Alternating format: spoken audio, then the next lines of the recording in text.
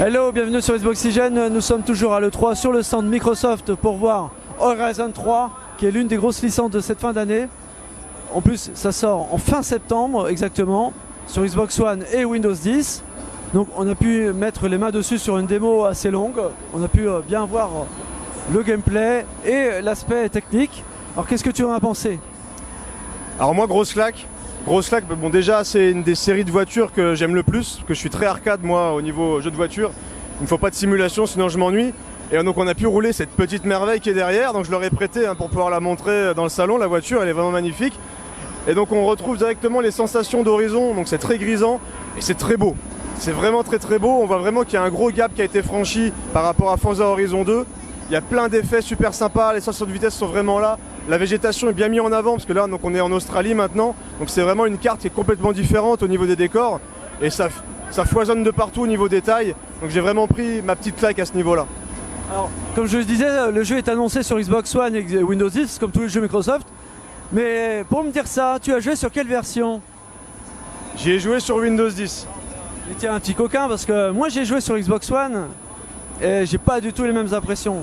Pour moi, le jeu, alors au global c'est assez joli, mais c'est très aliasé.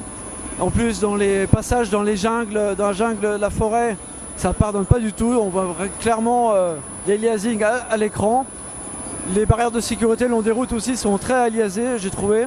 Contrairement à Horizon 2 qui était plutôt propre de ce côté-là. Donc j'étais un peu déçu au niveau technique sur Xbox. Alors effectivement la version PC elle est nickel. Alors pour la démonstration ici, les PC c'est des bêtes de compète. Dis-nous la configuration. Alors c'est une toute petite machine comme ça. Donc ça tournait sur une version Predator de chez Acer. Donc on est quand même sur une config qui est assez costaud. Entre autres on a un gros i7. Donc déjà ça pardonne pas, on a une grosse carte graphique. Alors c'était indiqué GTX. Je sais pas quel modèle de GTX, mais à savoir que sur le salon, on a des 1080 qui tournent déjà. Donc c'est quand même la bête de course au niveau des GTX. Peut-être une 980, donc là-dessus je vais rester assez flou parce que je suis pas sûr. On a du 16 Go de RAM, on a 256 Go d'SSD. Donc on a ce qu'il faut pour que ça tourne convenablement. Et tous les petits défauts que tu évoques là sur la version Xbox One sont complètement absents de la version PC. Donc c'est pour ça que moi j'ai pris ma petite claque. Et je me suis rendu compte après qu'il y avait un gros PC en dessous. Parce que c'était indiqué Xbox, parce que maintenant Xbox c'est la marque jeux vidéo de Microsoft. Et donc on a la grosse tour, elle n'est pas cachée. Donc là il n'y a pas d'arnaque. Donc il y avait la grosse tour qui était juste en dessous. Voilà, donc effectivement si vous voulez pas d'aliasing, vous connaissez la configuration qu'il faut avoir. Et sur Xbox One, va falloir faire avec. Néanmoins, ça reste un très très bon jeu. Au niveau gameplay et ambiance, moi j'étais assez conquis, comme sur les précédents. Le plaisir est là. Donc clairement, bon, ceux qui vont vouloir faire les comparos obligatoirement, ça va râler un petit peu parce que quand on verra les vidéos de comparaison, quand le jeu sortira, ça va, alors à moins que ça soit un peu amélioré sur la fin, on sait jamais, on va garder les petits guillemets, même si à mon avis il y aura quand même une différence.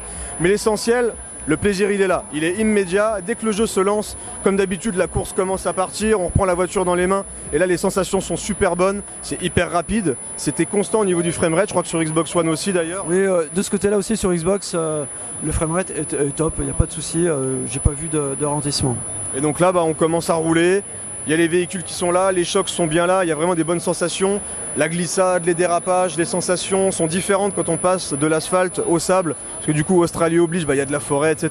Donc on a vraiment des sensations de conduite qui vont varier entre les véhicules, parce que la démo est très bien construite. C'est-à-dire qu'on a 3 étapes de jeu différentes sans coupure.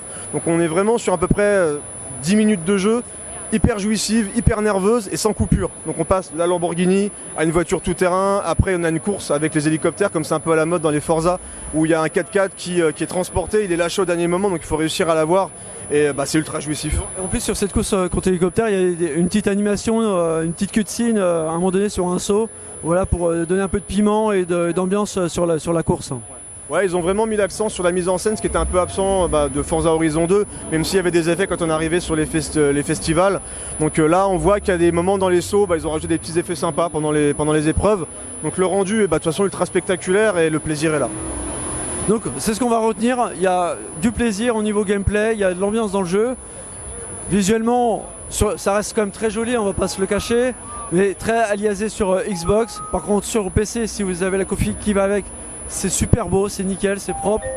Donc on va quand même suivre ça de près sur les semaines à venir avant la sortie. Il peut y avoir des ajustements. Et nous on se dit à très bientôt pour plein d'autres vidéos sur Xbox et Windows PC aussi du coup. Ciao.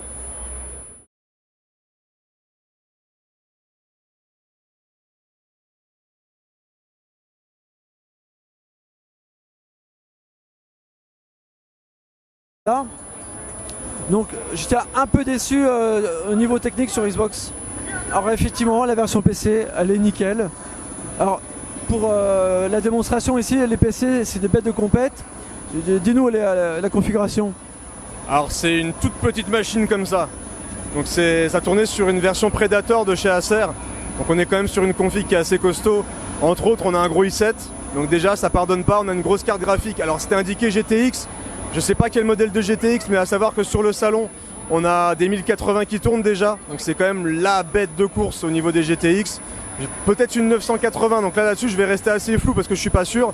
On a du 16 Go de RAM, on a 256 Go d'SSD. Donc on a ce qu'il faut pour que ça tourne convenablement. Et tous les petits défauts que tu évoques là sur la version Xbox One sont complètement absents de la version PC. Donc c'est pour ça que moi j'ai pris ma petite claque. Et je me suis rendu compte après qu'il y avait un gros PC en dessous. Parce que c'était indiqué Xbox grisant. Et c'est très beau, c'est vraiment très très beau. On voit vraiment qu'il y a un gros gap qui a été franchi par rapport à Forza Horizon 2. Il y a plein d'effets super sympas, les sensations de vitesse sont vraiment là. La végétation est bien mise en avant parce que là donc on est en Australie maintenant. Donc c'est vraiment une carte qui est complètement différente au niveau des décors. Et ça foisonne de partout au niveau des tailles. Donc j'ai vraiment pris ma petite claque à ce niveau-là. Alors comme je le disais, le jeu est annoncé sur Xbox One et Windows 10 comme tous les jeux Microsoft. Mais pour me dire ça, tu as joué sur quelle version ? J'y ai joué sur Windows 10. Et tiens, un petit coquin parce que moi j'ai joué sur Xbox One et j'ai pas du tout les mêmes impressions. Pour moi, le jeu, alors au global c'est assez joli, mais c'est très aliasé. En plus, dans les passages dans les jungles, dans la jungle, la forêt, ça pardonne pas du tout. On voit clairement l'aliasing à l'écran. Les barrières de sécurité le long des routes aussi sont très aliasées, j'ai trouvé. Contrairement à Horizon 2 qui était plutôt propre de ce côté-là.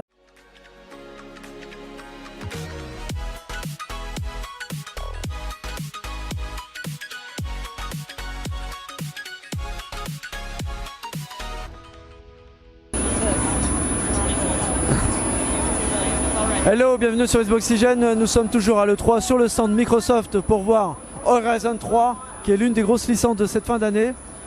En plus ça sort en fin septembre exactement sur Xbox One et Windows 10. Donc on a pu mettre les mains dessus sur une démo assez longue. On a pu bien voir le gameplay et l'aspect technique. Alors qu'est-ce que tu en as pensé? Alors moi grosse claque, bon déjà c'est une des séries de voitures que j'aime le plus, parce que je suis très arcade moi au niveau jeu de voiture.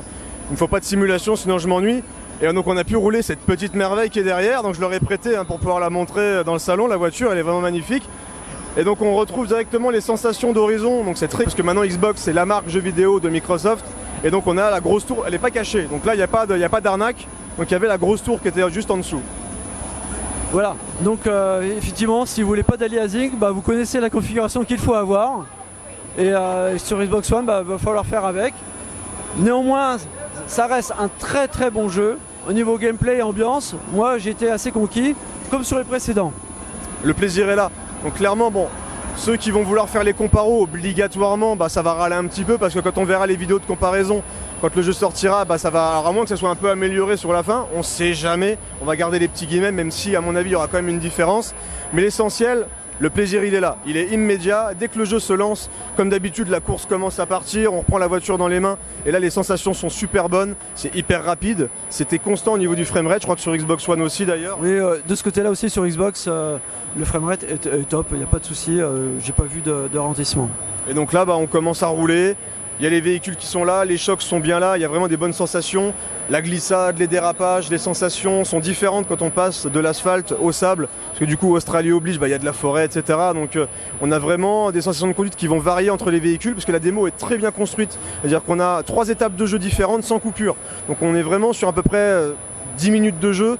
hyper jouissive, hyper nerveuse et sans coupure. Donc on passe de la Lamborghini à une voiture tout-terrain, après on a une course avec les hélicoptères comme c'est un peu à la mode dans les Forza où il y a un 4x4 qui est transporté, il est lâché au dernier moment donc il faut réussir à l'avoir et c'est ultra jouissif. En plus sur cette course contre hélicoptère, il y a une petite animation, une petite cutscene à un moment donné sur un saut, voilà, pour donner un peu de piment et d'ambiance sur la course.